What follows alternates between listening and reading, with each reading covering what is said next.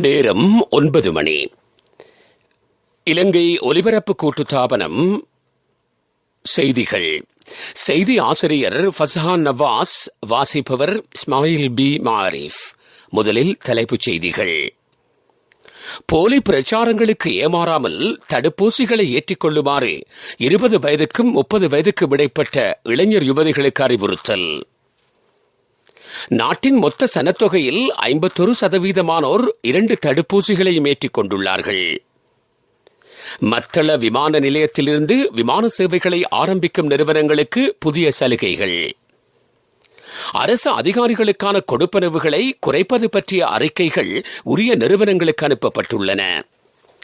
பிரித்தானியாவுடனான பாதுகாப்பு கலந்துரையாடலை நடத்துவதில்லை என்று பிரான்ஸ் தீர்மானம்.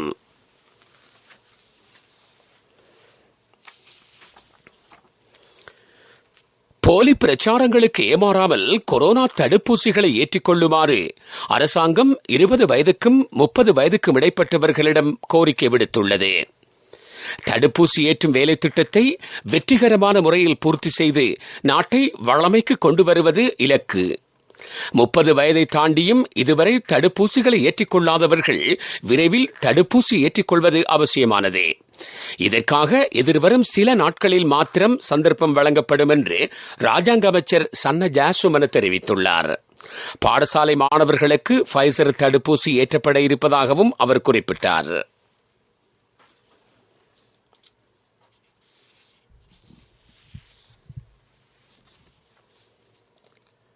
நாட்டின் மொத்த சனத்தொகையில் 51% மாணவர்களுக்கு 2 தடுப்பூசிகளும் ஏற்றப்பட்டுள்ளன. இந்த எண்ணிக்கை 1,10,93,465 ஆகும்.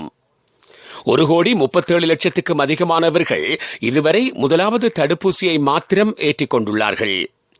இதேவேளை தடுப்பூசிகளை ஏற்றிக்கொண்டவர்களுக்கு நோய் தாக்கம் ஏற்படுவதற்கான வாய்ப்புகள் குறைவு என்று கொழும்பு தேசிய வைத்தியசாலையின் டாக்டர் ஆசா சமரநாயக்க தெரிவித்துள்ளார்.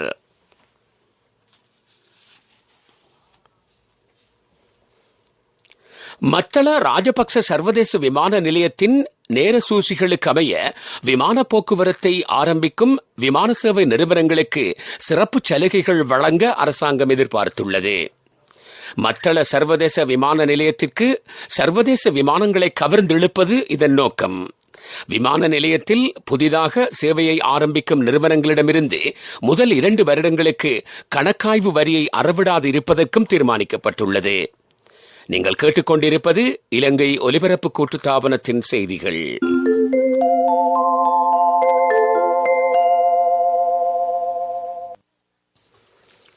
தொடர்ந்து செய்திகள். அரச ஊழியர்களுக்கான ஊக்குவிப்பு கொடுப்பனவுகளை குறைப்பது பற்றிய அறிக்கையை அமைச்சுக்களின் செயலாளர்கள் அரச நிர்வாகம் மற்றும் நிதி அமைச்சுக்களுக்கு அனுப்பியுள்ளார்கள். கடந்த 15ஆம் தேதிக்கு முன்னர் இந்த அறிக்கையை சமர்ப்பிக்குமாறு அமைச்சுக்களின் செயலாளர்களுக்கு அறிவுறுத்தல் வழங்கப்பட்டிருந்தது. அதற்கமைய இது தொடர்பான அறிக்கை உரிய அமைச்சர்களுக்கு அனுப்பப்பட்டுள்ளன. கொரோனா வைரஸ் பரவலினால் அதிகளவிலான அரச நிறுவனங்கள் மூடப்பட்டுள்ளன. அரச ஊழியர்களும் இடைக்கிடையே அரச நிறுவனங்களுக்கு வருகை தருவதாக தெரிய வந்துள்ளது. இதற்கமைய முகாமைத்துவ தரத்தில் உள்ள அதிகாரிகளுக்கு வழங்கப்படும் போக்குவரத்து மற்றும் எரிபொருள் கொடுப்பனவுகளை குறைக்க நடவடிக்கை எடுக்கப்பட்டுள்ளது. 8500 அதிகாரிகள் இந்த கொடுப்பனவை பெற்றுக் கொள்கின்றமை தெரிய வந்துள்ளது. இந்த 2 கொடுப்பனவுகளில் இருந்தும் ஒரு அதிகாரியின் சம்பளத்தில் 69,000 ரூபாய் சேர்க்கப்படுகின்றமை குறிப்பிடத்தக்கது.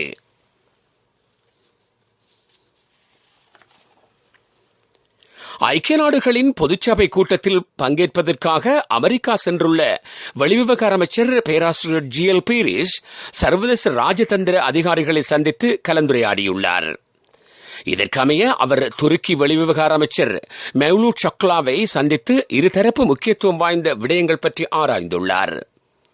2 நாடுகளுக்கும் இடையிலான பொருளாதார உறவுகளை மேம்படுத்துவது பற்றியும் இதன்போது கவனம் செலுத்தப்பட்டுள்ளது.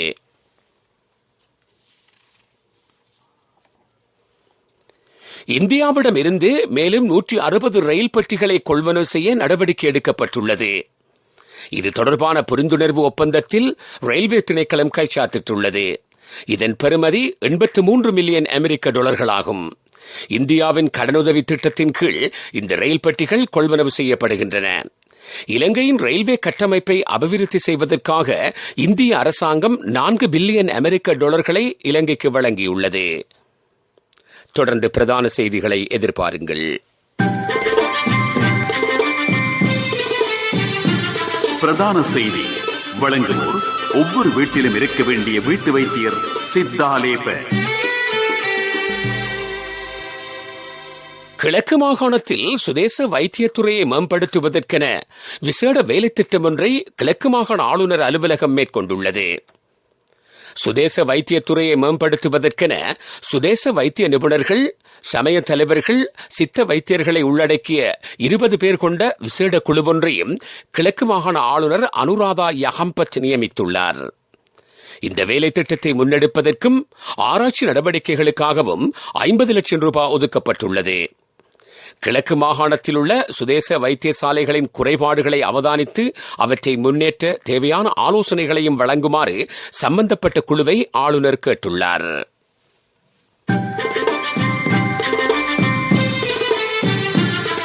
பிரதான செய்தி வழங்கியோர் ஒவ்வொரு வீட்டிலும் இருக்க வேண்டிய வீட்டு வைத்தியர் சித்தாலேப.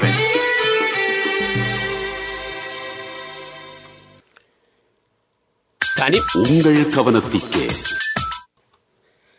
தனிமைப்படுத்தல் ஊரடங்கு சட்டத்திற்கு மதிப்பளித்து செயல்படுமாறு சுகாதாரத்துறையினர் மக்களுக்கு அறிவுறுத்தல் வழங்கியுள்ளார்கள்.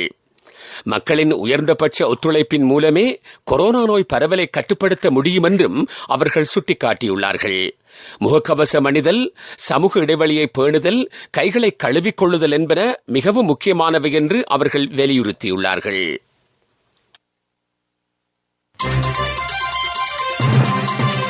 உலகச் செய்திகள்.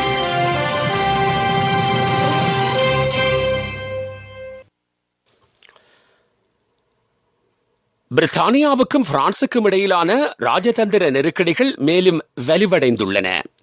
ஐக்கிய ராஜ்யத்தில் இடம்பெற இருந்த பாதுகாப்பு தொடர்பான கலந்துரையாடலை பிரான்ஸ் ரத்து செய்துள்ளது. ஆஸ்திரேலியா, பிரித்தானியா, அமெரிக்கா ஆகிய நாடுகள் இணைந்து சீனாவின் ஆதிக்கத்தை தடுக்கும் நோக்கில் புதிய ஒப்பந்தத்தில் கைச்சாத்திர நடவடிக்கை எடுத்தமையை அடுத்து இந்த அறிவிப்பு வெளியாகியுள்ளது. ஆகஸ் என்ற உடன்படிக்கையில் இந்த 3 நாடுகளும் கைச்சாத்திட்டமைக்கு எதிர்ப்பு தெரிவித்து பிரான்ஸ் அரசாங்கம் கடுமையான எதிர்ப்புகளை முன்வைத்திருந்தது. இந்த ஒப்பந்தத்திற்கு அமைய அணுசக்தியில் இயங்கக்கூடிய நீர்மூழ்கி கப்பல் ஒன்றையும் ஆஸ்திரேலியா வடிவமைக்க உள்ளமை குறிப்பிடத்தக்கது.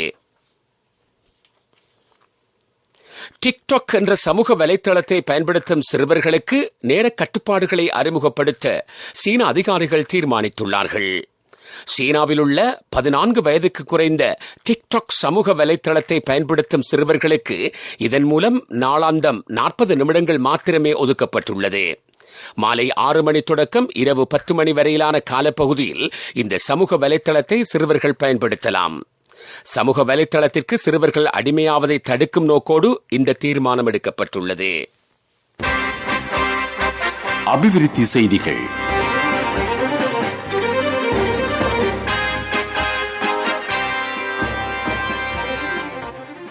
வடமத்திய மாகாண ஒருங்கிணைந்த வீதி அபிவிருத்தி திட்டத்தின் கீழ் அனுராதபுரம் மாவட்டத்தில் ஆரம்பிக்கப்பட்டுள்ள வீதி அபிவிருத்தி பணிகளை விரைவில் பூர்த்தி செய்யுமாறு அமைச்சர் ஜான்ஸ்டன் பெர்னாண்டோ அதிகாரிகளுக்கு பணிப்புரை வழங்கியுள்ளார்.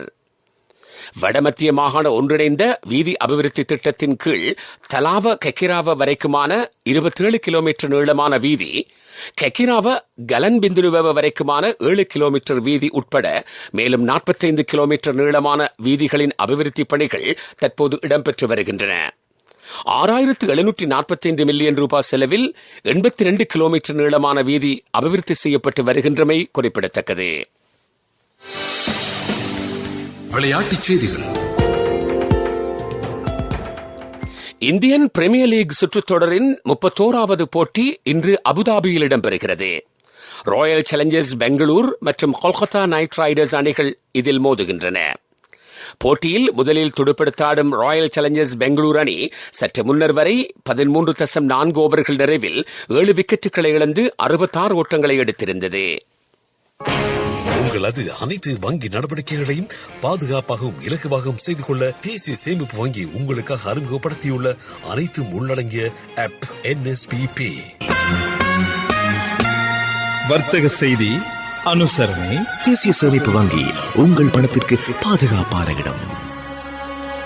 லக்சல நிறுவனத்தின் கிளைகளை சர்வதேச நாடுகளில் திறப்பது பற்றி அரசாங்கம் கவனம் செலுத்தியிருக்கிறது. இலங்கையில் உள்ள கைப்படை உற்பத்திகளை சர்வதேச மட்டத்தில் பிரபலப்படுத்துவது இதன் நோக்கம். பிரான்ஸ், ஐக்கிய அரபு எமிரேட்ஸ் உட்பட பல்வேறு நாடுகளிலும் தற்சமயம் லக்சல நிறுவனத்தின் கிளைகள் ஆரம்பிக்கப்பட்டுள்ளன. உள்ளூர் உற்பத்தியாளர்களுக்கு சர்வதேச மட்டத்திலான வாய்ப்புகளை வழங்குவது இதன் மற்றொரு நோக்கம்.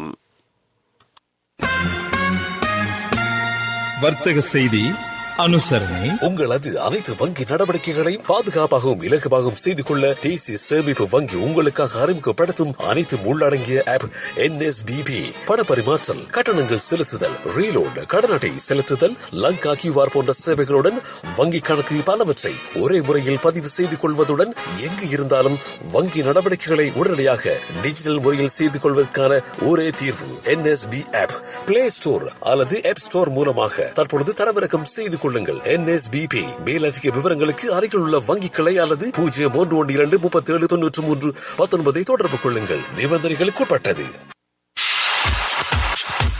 பொருளாதார செய்திகள் அனுசரணை. ஐயோ என்னப்பா இவங்க போக மாட்டேங்கிறாங்களே. ஏய் அந்த வாகனம் ராஜா அண்ணே. தம்பி என்ன அவசரமா? இல்ல அண்ணே, இப்ப காசு தான் அவசரம். உண்மையாவா? காசு அவசரம்னாலும் தம்பி அவசரப்படாதீங்க.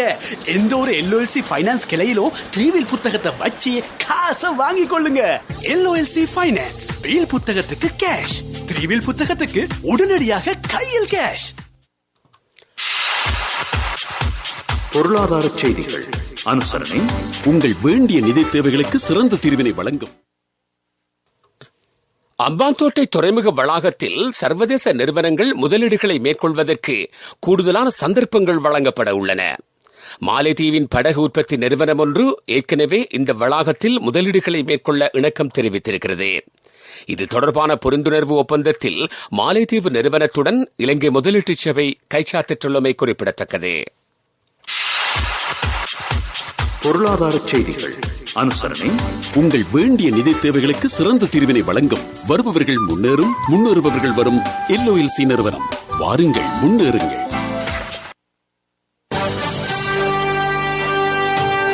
காலநிலை அறிக்கை.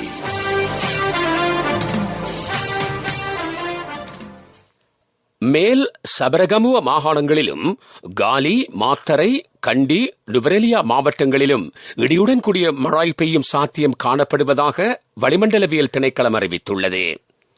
வடமேல் மாகாணத்தில் இடைக்கிடையே மழை பெய்யலாம். வடமத்திய, கிழக்கு, ஊவா மாகாணங்களில் இரவு நேரங்களில் மழை பெய்யலாம் என்று திணைக்களம் வெளியிட்டுள்ள அறிக்கையில் தெரிவிக்கப்பட்டுள்ளது. காலநிலை அறிக்கை கேட்டீர்கள். இனி மீண்டும் தலைப்புச் செய்திகள். போலி பிரச்சாரங்களுக்கு ஏமாறாமல் தடுப்பூசிகளை ஏற்றிக்கொள்ளுமாறு 20 வயதுக்கும் 30 வயதுக்கும் இடைப்பட்ட இளைஞர் யுவதிகளுக்கு அறிவுறுத்தல். நாட்டின் மொத்த சனத்தொகையில் 51% 2 தடுப்பூசிகளையும் ஏற்றிக் கொண்டுள்ளார்கள்.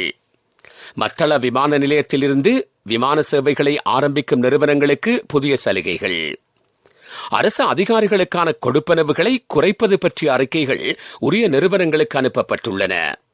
பிரித்தானியாவுடனான பாதுகாப்பு கலந்துரையாடலை நடத்துவதில்லை என்று பிரான்ஸ் தீர்மானம். இத்துடன் செய்திகள் முடிவடைந்தன. எமது செய்திகளை www.newslbc.lk என்ற இணையதளத்திலும் பார்வையிடலாம். செய்தி அறிக்கைகளை SLBC நியூஸ் என்ற யூடியூப் வலைத்தளத்தில் செவிமடுக்கலாம். எமது அடுத்த பிரதான செய்தி அறிக்கையை காலை 6 மணிக்கு எதிர்பாருங்கள்.